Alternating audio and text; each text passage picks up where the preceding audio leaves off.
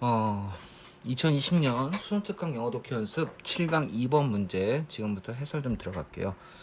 일단 7강 2번을 이해하려면 공유지의 비극과 이제 비공유지의 비극이 뭔지를 좀 이해하면 편하게 이 글을 이해할 수 있기 때문에 공유지의 비극과 비공유지의 비극부터 좀 설명하도록 하겠습니다. 일단 공유지의 비극이라는 것은 무엇이냐면, 자, 예를 들어서 우리가 소유주가 없는 빈 목초지가 있다고 가정을 해봅시다. 그러면 여기 여러 곳에 살고 있는 그 목장 주인들이 자신들의 땅이 있음에도 불구하고 여기는 소유주가 없기 때문에 무제한적으로 사용이 가능하겠죠. 여길로 자기의 어떤 말이나 소 같은 양 같은 것들을 보내서 풀을 뜯어먹게 해도 누가 뭐라고 할 사람이 없다는 것이죠. 따라서 자신들의 땅이 있는 그런 풀이나 여러 가지 것들을 이용하지 않고 여기 있는 걸 먼저 이용하려고 하겠죠. 그러면 결과적으로 어떤 문제가 발생하게 되냐면, 자신들의 이익을 위해서 너나 할 것 없이 이 소유주가 없는 빈 목초지를 사용하게 돼서 결국 이 빈 목초지에 있는 풀이나 이런 것들이 다 사라지게 될 것입니다. 즉 자원이 사라지게 된다는 것이죠.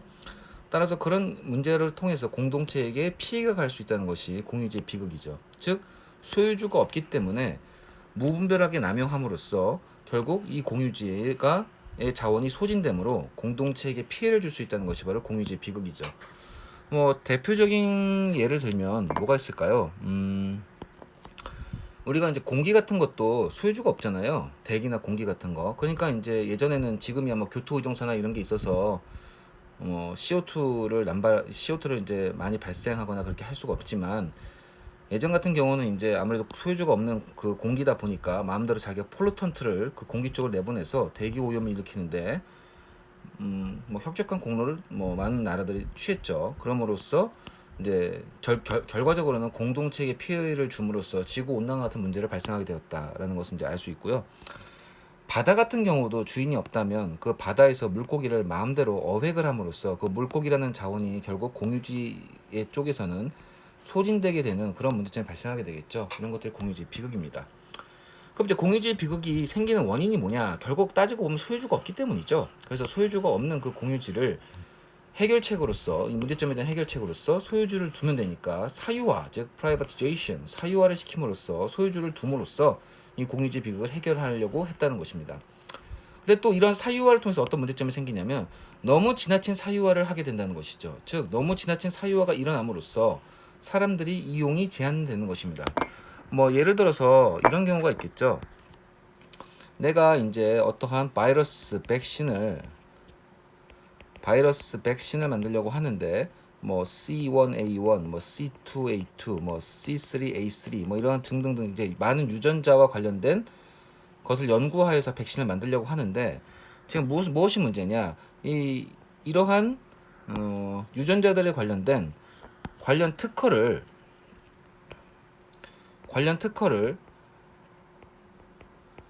A라는 기업이 가지고 있다고 해봅시다.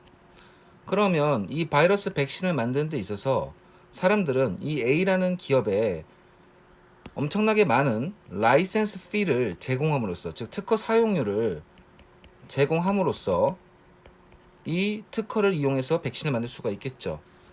따라서 너무 많은 특허 사용료가 있다 보니 이 백신을 만드는데 어려움이 생기는 것이죠. 이러한 지적 연구 자료, 이런 리소스 같은 것들을 이용하는데 제한이 생겨버리는 겁니다. 따라서 비공유지 비극이 발생한다고 보시면 되겠죠. 그럼 공유지 비극은 결과적으로 무슨 말이냐면, 너무 무분별하게 지나치게 사용해서 overuse, abuse를 하기 때문에 문제가 생기는 것이고, 이러한 비공유지 비극은 너무 underuse, 이용이 제한됨으로써 생기는 비극을 각각 얘기하고 있다고 보시면 되겠죠. 글의 구조는 아마 비교 대조로 뻗어나갈 것 같은데, 자, 우리는 그럼 지금부터 7강 2번을 좀 진행하도록 하겠습니다. 일단 출제 가능성이 높다고 잡은 이유는 뭐냐면 세 개나 되죠. 어떤 코로나 바이러스 백신 관련해서 연관시켜서 문제가 출제될 수 있다는 생각도 했고요. 두 번째는 지금 정권이 아무래도 이제 좌파 정권이고, 우리가 이제 신문에서 공공 보듯이 뭐 공공의대 뭐 이런 것들 많이 보죠.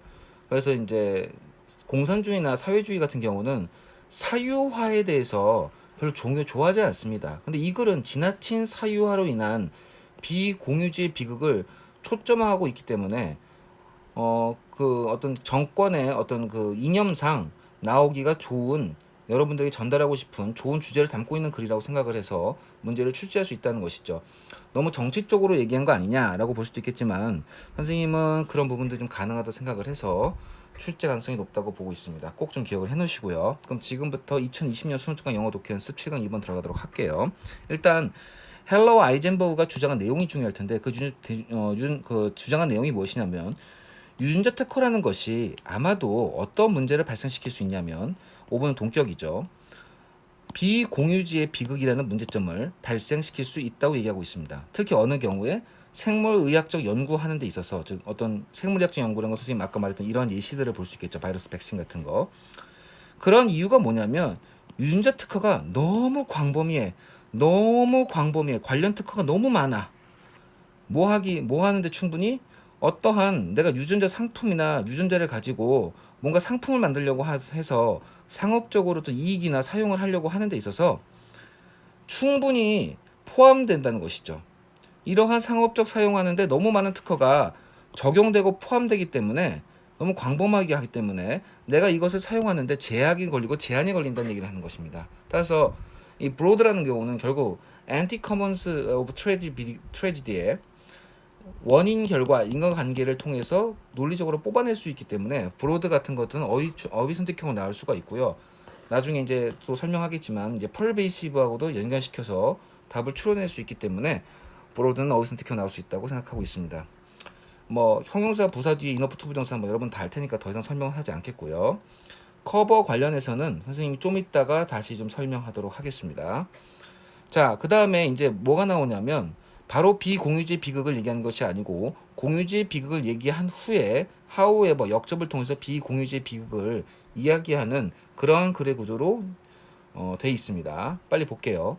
사람들이 hold in common 하면 share의 개념이죠. 공동으로 소유하고 있다, 즉 공유하고 있는 것이죠. 어떤 자원을 공동으로 소유하고 공유하고 있었을 때 그들은 뭐 하는 경향이 있냐면 그 자원을 overuse, abuse, 지나치게 사용하는 경향이 있다는 것이죠. 왜냐하면 그 이유가 그 그 사람들은 어떠한 동기부여도 가지고 있지 못한다는 것입니다. 그 동기는 뭐냐면 내가 그 자원을 보존해서 뭐해? 공동이 다 쓰고 있는데 내가 빨리 쓰고 말지 라고 하는 그런 생각 때문에 이 자원을 절약하고 보존해야겠다는 그런 동기가 부족하게 되는 것이지요. 따라서 이 overuse와 lag은 원인결과 인과관계를 통한 어휘 선택형 문제로 출제가 가능하기 때문에 overuse 또는 lag이 어휘 선택형으로 나올 수 있다고 선생님은 좀 생각을 하고 있습니다. 자, 그 다음에 계속 보시면 선생님이 동사를 명사로 받을 수 있다고 선생님 저번 시간 얘기를 했었죠. 따라서 overuse라는 지금 투부정사 구조를 disoveruse라는 명사로 바꾸는 거 보이실 겁니다. 그 다음에 refer to A as B는 A를 B로 간주하다는 뜻인데 얘를 지금 수동태로 취하고 있는 거 보이시죠?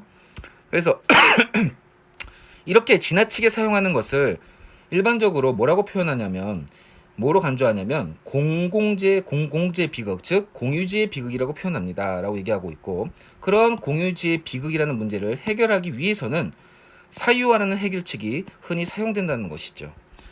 자, 그러나 하면서 이제 비공유지가 나와야겠죠. 자원이 희박한 경우에는, 근데 그 자원이 희박한데 그 자원이 희박할 때 너무 지나치게 소유가 된 그런 경우라면 어떤 결과가 초래되고 발생할 수 있냐면 비공유지의 비극이라는 문제가 발생할 수 있다는 것이죠. 근데 그 비공유지의 비극은 결국 어떤 결과를 초래하냐면 자원을 underuse, 자원을 사용하는데 제약이 걸리는 그러한 문제점을 발생하게 된다는 것입니다. 그 이유는 뭐냐면 너무 많은 사람들이 그 자원을 사용하는 데 있어서 excluded, 배제되어진다는 것이죠. 내 건데 네가 왜 써? 넌 쓰지 마 라고 하면서 많은 사람들이 배제됨으로써 결국 그 자원을 사용하는데 제한된다는 anti-commons tragedy를 표현하고 있는 단어이기 때문에 얘도 include, excluded, 즉 어휘 선택형으로 선생님 나올 수 있다고 생각을 하고 있습니다. 뭐 여러분 다 알다시피 abnormal 같은 경우는 normal이 정상인데 A, B를 붙으면 마이너스가 됨으로써 비정상적인이라는 반대말이 되죠. 유주도 사용인데 A, B라는 마이너스를 붙임으로써 사용을 잘못하고 있다, 즉 오용하고 남용하고 있다라는 개념이 될 수 있고, child abuse, 아이를 잘못 대하고 있다, 즉 아이를 학대하고 있다는 아동학대를 말할 때 child abuse라는 말을 쓰잖아요. 그래서 abuse가 오용, 남용, 학대 이렇게 입에 붙이라고 선생님이 여러분들에게 요구했던 기억이 납니다. 또한 잠깐 이제 오버유즈나 언더유즈 개념이 나오니까 이제 디스유즈나 언유즈도 좀 한번 좀 설명해 주려고 하는데, 디스라는 것은 away, 멀리 떨어진다는 개념이죠. 그럼 원래는 사용했다가 점점 더 사용하지 않게 되었다라는 개념이 되어서 시간상의 대조 구준을 만들죠. 더 이상은 사용하지 않게 되었다. 즉 노롱거 유즈대 개념이 되어서 더 이상은 사용하지 않는다라는 디스, 것이 바로 디스유즈드고요. 언유즈대 언은 낫의 개념이기 때문에 사용된 적이 없다, 사용되지 않았다라는 개념이 되는 것이죠. 그래서 사용된 적이 없으니까 이거 새로운 거야, 사용된 적이 없어, 이거 신선한 거야, 이거 괜찮은 거야, 뭐 이런 식으로 새롭고 신선한, 사용되지 않는 이런 개념으로서 뻗어나갈 수 있다는 것도 여러분들이 조금 이해하셨으면 좋겠습니다. 자, 그래서 지금 예시를 드는데, 인간 유전자 특허라는 것에 대해서 어떠한 제약이 걸리는 것은 많은 사람들에 의해서 말해지는데 굉장히 흔하고 만연하다고 얘기하고 되겠습니다. 만연하다, 흔하다란 말은 어떤 식으로도 좀 뻗어나갈 수가 있냐면, 대부분의 사람들의 생각은 그렇게 흔해, 그렇게 만연해 라고, 만연하게 그런 생각을 갖고 있어 라는 통념 비판 구조에서도 쓸 수 있다는 거 좀 잡아 놓으시고, 이 pervasive가 왜 중요하냐면, 선생님 생각에는 아까 브로드랑 연결시켰을 때 너무 많은 특허가 광범위하게 관련되어 있기 때문에, 즉 어떠한 것을 만들려고 한다 그래도 이런 특허권에 걸리는 경우가 수도 없을 거라는 것을 얘기하는 것이죠. 그렇게 수도 없는 경우가 발생한다, 즉 이러한 경우는 굉장히 흔하다라는 개념이 브로드하고, pervasive가 브로드하고 연결시켜서 문제가 출제될 수가 있기 때문에 선생님은 이 문제가 어휘나 빈칸 문제로 출제될 수 있다고 보고, 특히 pervasive 빈칸이 나올 확률이 높다고 생각을 하고 있습니다. 그럼 이제 만연한 이유가 무엇이냐라고 보시면, 그 지나치게 높은 사용료, 즉 이 백신을 만드는 데 있어서 특허권 때문에 지나치게 많은 특허 사용료를 내야 된다는 것이 결국 이런 어떤 any further research, 어떤 추가 연구, 즉 바이러스 백신에 대한 추가 연구를 하는데 리미트, 제약을 가하게 된다는 것이죠. 그래서 리미트 같은 경우도 어휘 선택형으로 문제가 출제될 수 있다고 그랬고요. 생각하고요. 특히 어떤 경우에 그런 경우가 있냐면, 하나의 유전자만 관련된 게 아니고 다양한 유전자가 대부분의 질병에 관련되어 있을 때 라고 얘기를 하고 있습니다. 그럼 다양한 유전자에 관련되어 있다 그러면 그만큼의 유전자가 다양하기 때문에 특허권에 하나라도 걸릴 확률이 높겠죠. 그럼으로써 많은 특허 사용료를 내므로써 제약이 걸리는 확률이 높다고 지금 얘기하는 것입니다. 그래서 폴리지닉이 뭔지라고 설명하려고 이제 미닝을 얘기하고 있는데, 우리가 이제 폴리에틸렌, 폴리프로필렌 이런 고분자 화합물을 얘기할 때는 이제 폴리란 말을 보통 붙이는데, 폴리라는 것은 결국 멀티플, 여러 개란 뜻을 갖고 있거든요. 그래서 여러 개의 유전자와 관련되어 있을 때라고 보시면 되겠습니다. 그럼 여러 개라는 말을 담고 있는 게 이제 여기서 보시면 multiple 혹은 several이라는 여러 개라는 개념을 지금 폴리가 담고 있는 거 우리가 보이고 있죠.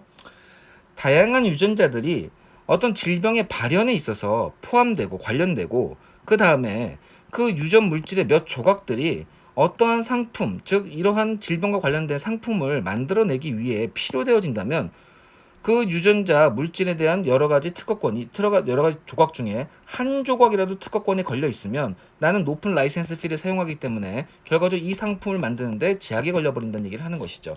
그래서 비공유지의 비극을 지금 인간 유전자 어떤 특허 관련돼서 지금 이제 설명하고 있는 글이라고 보시면 되겠습니다. 자, 그래서 뭐 크게 어려울 건 없고 어휘나 빈칸 문제로 좀 출제할 확률이 높다고 생각을 하니까 출제 가능성 좀 잘 잡아 놓으시고, 이 글이 순서별로 나왔을 때 여러분들 기억을 해야 되는 것은, 비공유지 얘기하고 공유지 비극으로 인한 문제를 이용한 다음에 지나친 사유화에 대한 개념을 얘기하는 비공유지 비극이 나옴으로써 글의 구조가 비공유지, 공유지, 비공유지 이렇게 진행되는구나 라는 것도 쉽게 좀 이해하셨으면 좋겠습니다. 자, 마지막으로 이제 우리가 이제 커버를 좀 다루고 이제 그 수업을 마치려고 하는데, 일단 커버라는 개념은 첫 번째 뭘 이해해 주셨으면 좋겠냐면, 여기 1번하고 2번하고 5번하고 3번과 4번을 이렇게 연결시켜서 좀 기억을 해줬으면 좋겠어요. 일단은 커버라는 것은 이제 뭔가를 덮는 것이니까 뭔가를 감추고 은폐하는 개념이 되는 것이죠. 덮으니까. 이제 언커버는 그러면 이제 커버의 반대말이 될 테니까 결국 감추고 은폐한 것을 폭로하고 밝히는 디스클로즈의 개념이 될 수 있다는 거 첫 번째고요. 자, 일단 두 번째 2번과 5번의 개념은 어떻게 좀 이해해 주셨으면 좋겠냐면, 야, 내가 여기까지 다 커버할게 라는 개념을 우리가 많이 쓰죠. 그런 말을 많이 쓰는데, 여기까지 내가 다 처리할게, 여기까지 다 포함돼, 여기까지 다 걸쳐져 있어, 야, 이 보험은 여기까지 다 보장해, 이렇게 해서 여기까지 다 다루고 처리하고 여기까지 다 포함하고 여기에 다 걸쳐 있고 여기 다 보장해 라는 2번과 5번이 이런 느낌으로써 우리가 이미지화 시켜서 잡을 수가 있다는 것이죠. 그러니까 특히 인슈런스는 우리가 보험이란 뜻인데 인슈런스 커버리지 하면은 보험 보장 범위, 즉 그냥 보험이라고 보셔도 무방할 정도로 많이 쓰이는 단어니까 좀 기억을 해 놓으시고요. 그다음에 3번, 4번은 어떻게 기억을 하시냐? 어디로 이동했다는 것이죠. 이렇게 커버 개념을 이용해서 어디까지 이동했다라는 트러벨은 여행하다 말고 이동하다 있다고 선생님이 기억하라고 했었습니다. 기억을 해 놓으시고요. 그럼 이동을 왜 했는데? 취재하려고. 이렇게 기억하면 되겠죠. 이동을 왜 했어? 취재하려고 라는 개념으로 이해하시면 되겠고요. 그래서 뉴스 커버리지 하면 뉴스 보도, 취재 이런 게 됩니다. 커버리지가 보도라는 뜻이 있어요. 그래서 취재하다 보도하다의 뜻으로서 뉴스 보도나 뉴스 취재라는 그런 뜻으로서 우리가 이해하시면 되겠습니다. 커버는 많이 나오는 단어니까 꼭 기억해 주시면 감사하겠고, 여기까지 7강 2번 마치도록 하겠습니다.